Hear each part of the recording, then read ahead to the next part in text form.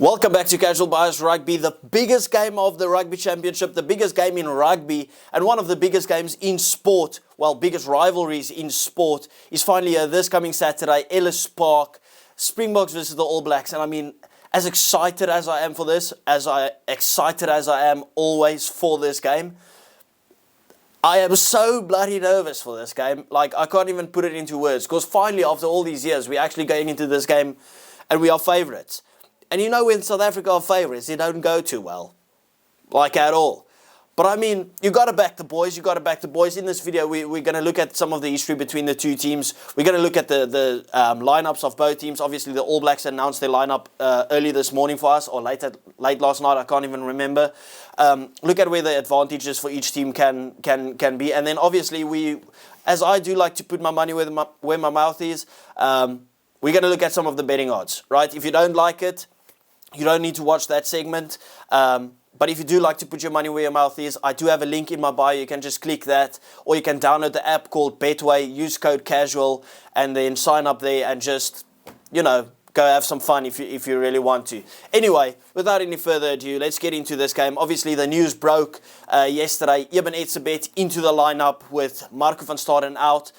I do feel a bit for Marco van Staden, but the fact of the matter is he only covers one position, and that's for Siya Kolisi, where Ulrich Louw, who I maybe thought would drop out, kind of covers the full back row, and then obviously he covers the lock department as well. So I'm surprised that Eben doesn't start the game and he's coming off the bench, but it is what it is. Ruan Orkia and Pieter-Steph du Toit, both still very classy locks. They'll still do the job, even though Pieter-Steph du Toit isn't really a lock. I won't go into too much depth with the South African lineup. I obviously did a video on Tuesday, but we'll just run through it. Starting off with the 1, 2, 3, you've got Ox the Steamroller in chair, Bongiwe Mnambi and Frans Malherbe. Massive job for them. I've said it many times that the pack of the All Blacks, they will be up for it. The physicality since before the World Cup, when Joe Schmidt and I kind of just forgot the coach's name, came in, they totally just kind of rejuvenized the physicality of this All Blacks team, especially at scrum time. We know at the World Cup, when the bomb squad came on, the bomb squad got diffused, right? Like, they had us under pressure at scrum, that final scrum. It was absolute chaos, right? So this All Blacks team, they will be up for it. Moving on to the locks, Pieter-Steph to tackle, Ruan Orkia, just mentioned them. Massive job for them. Those guys are workhorses. They're expected to make at least 20 to 25 tackles each. So, yeah, massive game for them. Obviously, they lead the line in that rush defense. They got to put some massive pressure on the likes of Damian McKenzie, who distributes the ball. So, massive game for those. Siya Kolisi, captain South Africa, captain rugby. Massive job for him. I'm expecting him to play a few more minutes today. On Saturday, seeing that Marco van Staden is not there. Unless he just still goes off and Ulrich Louw slots into that number 6 jersey. Ben Jason Dixon, I mean, the second coming of Pieter-Steph du Toit. Massive fan of him. He's been brilliant in the Bok jersey. Massive game for him now. He's got to step up to the opportunity. And the same with Jasper Wiese. He's been out for such a long time. I know people were saying, how can you play Jasper if you still got Ulrich Louw that's been on form? I mean, Jasper Wiese is the future number 8 of the Springboks. You got to play him when he's there. He's so talented. He's a hard runner. He's up there when it comes to physicality. So you got to give that jersey to Jasper Wiese when he's there again. And obviously, you don't want to not play Jasper Wiese against the All Blacks. Like, you know what he offers. Like, I know he isn't necessarily match fit, but then if you don't play him this game, are you going to play him the next game when you're like, okay, well, he's been out for a week extra now, right? So Jasper Wiese in that 8 jersey, no issues there. Moving on to the back line, you've got Kobus Reinach and Sasha Feinberg. Very happy to see it. Obviously, I said, Sasha, I want to see him start. I want to see him start literally almost every game, as many games as possible. When you build a guy to play against the Wallabies and all those stuff, and you kind of lead up to the All Blacks game, you don't want to revert back to Andre Pollard and say, listen, we're gonna lock scrums together, keep this game tight. Trust Tony Brown with his backline system, his attacking system. Back Sasha, he's been backed all the way. You got to let him ride the test now. And even if he sucks, right? If you sub him off, whatever, right? Start him next game as well. Let him get the actual feel what it's like to play against the best of the best, right? This is what we build him up for. If you're just going to drop him after a good performance or after one bad performance, there's no real point in it, right? You got to trust him in that 10 jersey. He is the future 10 for the Springboks. Just trust him and let him flow, right? So I'm super happy about that. Damian Delander, Jesse Creel, not much to add to that. They know what's expected of them. Very excited to see Damian Delander again. He always as a way of performing against the All Blacks. So yeah, massive opportunity for him. Jesse Creel once again, knowing Lucanio Arms on his tail at the moment, and he can't afford to drop off. Expecting a massive performance by him once again. You know the All Blacks are going to run this ball. He's going to make a lot of tackles. He's got to be up for it physically, and he's been like that. He's been the best outside centre in the world for quite some while now. So massive game for our centre pairing. Obviously, Kurtley Arendse, Chesson Colby, not much to add. You know what they're going to bring. And then Apelile Fassi, if that high ball threat comes in, he is as secure as it gets under the high ball. And I mean, I know this might be a stretch, but I've never seen a guy more secure under the high ball than Apelile Fassi until you go back to about Israel Folau. That's just how good he is under the high ball. I would have still liked to have seen Willie Leroux, but I have no issues with seeing Apelile Fassi there. I think you give him some space and some time to create something out of nothing, he's going to take that opportunity. And that's kind of what we want with your back three. So that's dangerous to have Apelile Fassi there. Dangerous for the All Blacks, I mean. Moving on to the bench, Malcolm Marx, Gerard Steenekamp, Vincent Koch. That's the bomb squad. You know, 55 minutes, 50 minutes in, 45 minutes even. Those boys are coming on just to cause absolute damage. Gerard Steenekamp has been absolutely ruthless. I would have loved to have seen him get a start, but I mean, are you really going to start him over Oxenche, who's been on brilliant form at the moment? Vincent Koch always from the bench, and this is really the time for Malcolm Marx to step up once again. We know what he can do when he's at his best. You can see he's kind of getting back into form again. So yeah, massive opportunity for Malcolm Marx as well. Going on, Eben Etzebeth, Elrich Low, Quagga Smith, and I kind of think it's not the worst thing in the world to not play Eben from the start.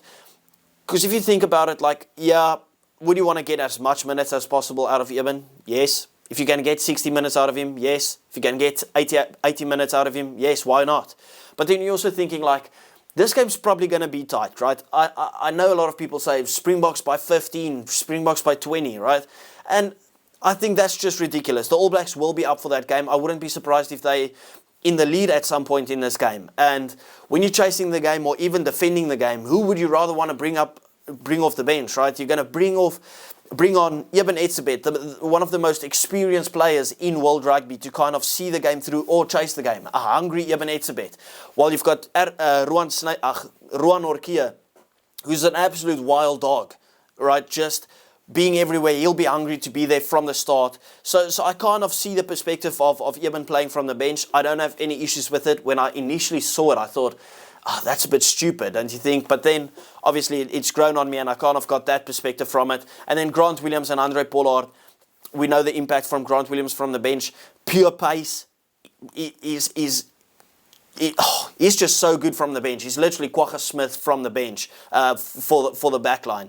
And then, obviously, the Iceman, Andre Pollard to slot your kicks. But then I'm thinking, like, if you're going to replace, let's say, Andre Pollard for either Damian Delander or Apelile Fassi, or, well, Sasha's going to stay on the field, I wouldn't even give the kicking duties to Pollard if Sasha's been kicking well.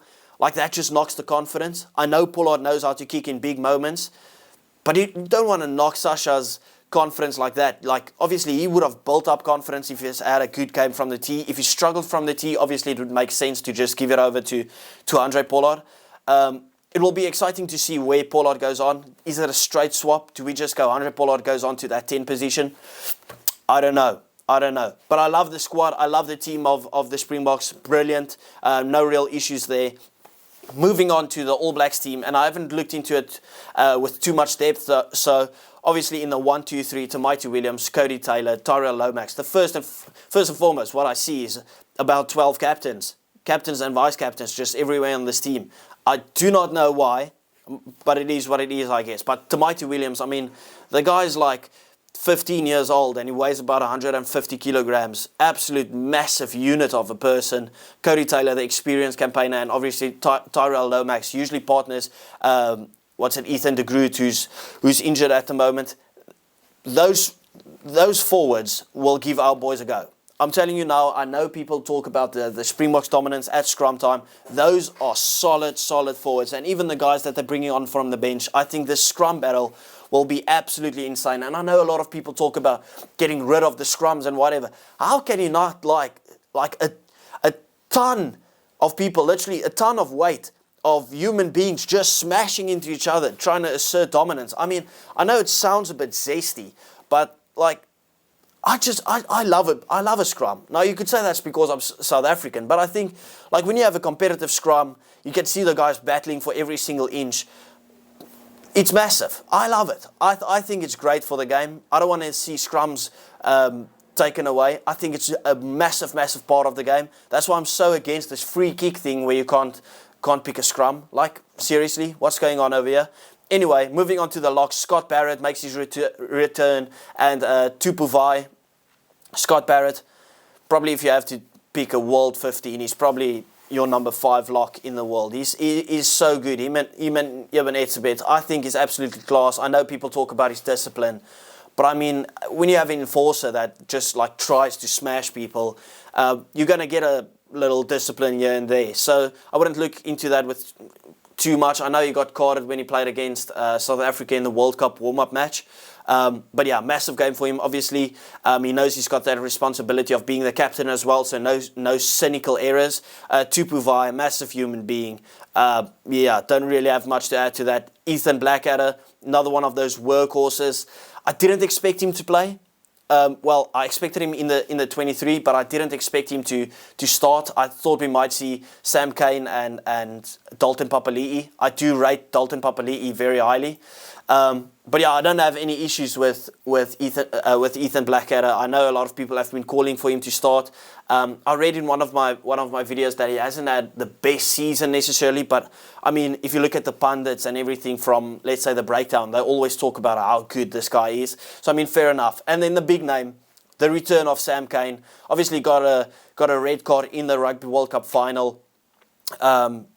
But I feel like New Zealand actually played better when they went down to 14 men. But yeah, he's coming out for vengeance. You already know it.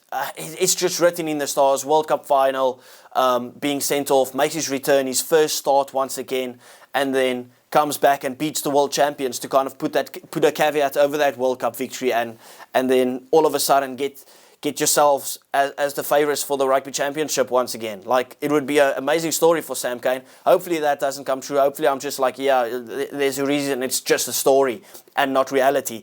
But yeah, obviously it scares me a bit. Like, there's nothing more scary than a scary Sam Cane, to be fair.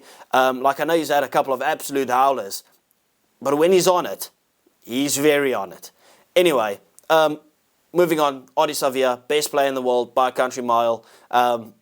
Current World Player of the Year as well. Yeah, scary guy. Always performs against South Africa as well. I mean, he literally picked up, Ebenezer and threw him around like it's nothing in the previous time that they met. So, I mean, yeah, it's a bit of a scary figure. So that loose trio versus our Lucies, massive battle once again. It's just battles all over the park. Literally all over the field, it's just literally battles. TJ Perenara, the experienced campaigner, he's come back into this team after Aaron Smith has gone, and he's looked like he hasn't been having a layoff for 2 years with his injury. He's been that good. This guy is absolutely sensational. Like, you thought, okay, we have an injury crisis with Aaron Smith retiring, Cam Roy got gone, Cortez Ratama was injured for a little while. He got injured once again, and it's like, yeah, okay, we've got an injury crisis once again. And TJ Perenara comes back 2 weeks later, and all of a sudden he looks like the best. He looks like the best scrum half in the world. Well, obviously Antoine Duplantis, but like, TJ is just so class. He's so class. He had an absolutely sensational game against Argentina in that second test match. Now the big name, Damian McKenzie. I've been pretty vocal about it, that not disrespectfully, that he's kind of like the Elton Yankees of the All Blacks. Not that he's bad, but it's like he's so good at franchise level, and he just hasn't made that step up into international rugby. So this is a massive opportunity for him. He's finally being backed in that 10 jersey. We know it took a while for Richie Mo'unga to find his feet. And look at how far he became the best 10 by a country mile in the world, Richie Mo'unga. And he needed some time to find his feet at the start. And I'm pretty sure Damien McKenzie needs the same thing. I've got no doubt that he will flourish as a 10, but he needs that backing in that 10 jersey. He's got it now, even though I would still go Beauden Barrett. I know people wouldn't like that. It is what it is. Anyway, moving on to the centres. Jordie Barrett, Rico Ioane. Jordie Barrett, one of the best 12s in the world, if not the best. And then Rico Ioane. I know people love Rico, but he's still a winger playing on outside centre. I know I've said it a million times. I still feel like he's a winger playing on outside centre. I do not understand for the life of me why it's not Billy Proctor. Like, if you've got a solid centre combination that plays together, like, I mean, just look at when Ma Nonu and Conrad Smith played together. I'm pretty sure they played at the Hurricanes together. Why wouldn't you play Jordie Barrett and Billy Proctor together? Like, it just makes sense, right? Like, they are so good together. I think Billy Proctor is absolutely insane. I think he's a world-class 13 that's not getting the opportunity. Anyway, moving on to the wingers. Caleb Clark, Will Jordan. I mean, that's scary. That is scary. I know I've always said Mark Telea is the best winger in the world. But when it comes to the bombs that he'll probably receive from the South African team, Caleb Clark is a bit more secure under the high ball. Caleb Clark usually performs pretty well against South Africa as well. So I have no real issues with Clark starting. I think he's a very talented guy. Very good season at the Blues this season as well. And he's been looking on fire. So he deserves that number 11 jersey, to be fair. Will Jordan, the try-scoring machine, I think he's got, 33 tries in 34 games or 34 tries in 33 games or something like that. It is absolutely ridiculous. Hopefully he doesn't score again. Like, I'm praying that he doesn't score again. Like, seriously. Beauden Barrett at 15, no issues there. Is Stephen Perofeta still injured? Could be, because I loved Perofeta at 15. I would have loved to have seen Perofeta at 15 and Beauden Barrett at 10. But yeah, you guys obviously watch the All Blacks a lot more than me, and you'll probably disagree with that. Anyway, moving on to the bench. Asofa Amua, Ofa Tuangafasi, and then Fletcher Newell. Those guys, they already know when they're coming on, work out for them. They've got to defuse this bomb squad the same way they try to do it in the World Cup. Yeah, massive game for them. Sam Darry, I'm surprised he's not starting. I wonder what the reasoning is behind him not starting. I thought he had an absolutely brilliant game against Argentina. Samipeni Finau, big boy, once again, on the bench. And then 5-3 split. Cortez Ratima, Anton Leonard-Brown, and then Mark Telea. Anton Leonard-Brown, I think he was a bit hard done by not to get a second start in the second test match against Argentina. I thought he was the best player on the field for the All Blacks in the first one. Didn't get an opportunity in the second one.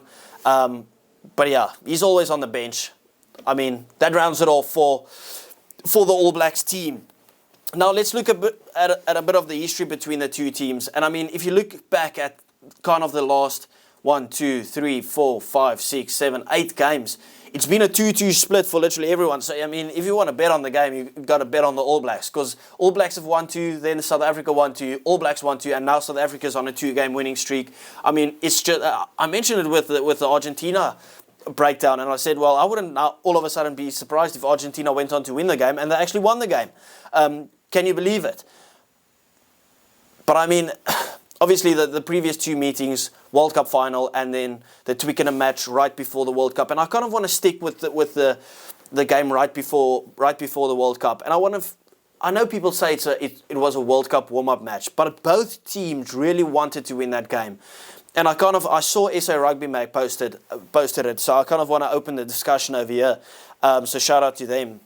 It's like, are we not looking into that game enough? Right, because we saw a fluent backline, a fluent running rugby South Africa or Springboks team against the All Blacks in the build up to in that warm up game, and obviously we smashed the All Blacks. We got smashed literally a couple of weeks before that. But like, are we not looking into that game enough? Because we're looking at the World Cup final, obviously, but the Springboks totally switched their game plan, right? Like, there was no fluidity to that. It was literally just get the ball, bomb it up, rainy, windy conditions. So we totally switched the game plan. But if you look at the lineup that the Springboks have chosen now, surely you expect them to run the ball. And then, can we use that game as an example of how it could possibly go? Not how it's going to go, how it could possibly go. Like, surely we pick the same game plan. Surely you back the Tony Brown system to actually play that game. Like, obviously, New Zealand will be up for it. Their defense will be there. But by no means they wanted to lose that game. And by no means South Africa wanted to lose that game. Because obviously we had to play probably our decider whether we went through at group stages, yes or no, against Scotland. And then obviously New Zealand knew they didn't want to lose against France. So both teams really wanted to win that game. And obviously South Africa came out heavy victors in that game. But that's just the question to you guys. Do you guys think you can only see that as a warm-up game, or is there a bit more to it? Anyway, let's look at the betting odds of this weekend's game, right? And I think it's disgraceful. I think it's very disrespectful towards the All Blacks, because if you bet on the All Blacks to actually win this game, look at the record at Ellis Park. The last 10 games, I think it's 5-5. I think there's like a 6-point difference between the two teams, the amount of points that they've scored. Like, dude, it is crazy. If you bet on New Zealand to win the game, if you put on $100 for New Zealand to win this game, you get 3.55 times your money back. That is not bad at all. Like, South Africa's not that heavy favourite. If you put $100 on South Africa to win the game, you get 1.38 times your money back. Now, obviously, that's not like the worst thing in the world, but I think it's really disrespectful towards the All Blacks. Like, I mean, seriously. I can't really figure out whether I think it's going to be a high-scoring game or not as well. Like, I wouldn't really throw on any handicaps on it as well. I think a probably safe handicap is going to be like All Blacks -8, but I can't even see any odds for it. Like, All Blacks -6.5, probably not too, +6.5, probably not the worst in the world. 1.9 times your money back. I don't think it's going to be a massive scoring game. I do have the Boks to win it by 8 points though, which makes it so tight for any sort of sports betting on it. Yeah. I don't know. This game is so up in the air for me. Like, I just gave away my prediction. I'm going with 8 points. But let's talk about like some of the advantages that each team can get in this game. And I mean, obviously the physicality battle is always going to be a massive... just 1 second. My apologies, I had to quiet down the dog.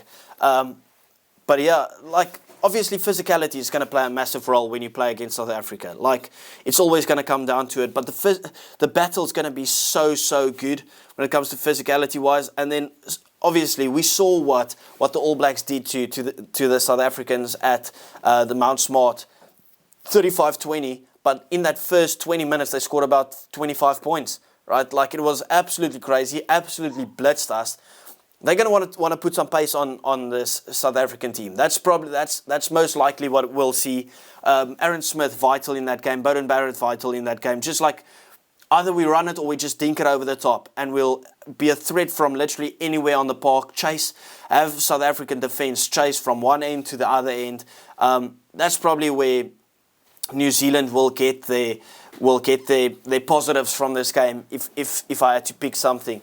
For the South Africans, it will literally have to be the same as that Twickenham game. Listen, if you give us a penalty, we're going to maul you, and then all of a sudden we're going to throw that back line at you. That's possibly what we're going to see. And to be fair, right, like, Sasha's got a massive boot on him. I wouldn't be surprised if we go literally penalty 60 meters out, pushing towards 70 meters, because Brett Burnz, that's on Saffers Unscripted with myself and Divan, said he went to go and see them training one time. Sasha, he went to go and see him training for the Stormers, and he slotted goal kicks from about 70 meters out. Obviously, this is at altitude, so that kind of plays in our favour. Obviously, Jordie Barrett has a massive boot as well. But Sasha doesn't even look like missing kicks at the moment. I know he's missed 1 or 2 that's like crazy. One is shanked off his boot. But obviously there's so much threats from a South African perspective. But I'm just thinking, get the mauls going. We know New Zealand struggled a bit at line-out time against England. Obviously, we have no Moro Itoje starting the game to really disrupt that line-out, but just maul, drain them physically, and then all of a sudden you bring on the bomb squad and you throw that back line up and you cause some damage. Obviously, a discipline will be a massive factor. You look at the first game against Argentina, where New Zealand literally conceded 35 points, of which most was just penalties. So you already know, like, the kickers, they can't afford to miss any kicks. But anyway, thank you very much for watching. Let me know what your official prediction is for this game. I do appreciate each and every one of you guys, and we will see you next time. Bye.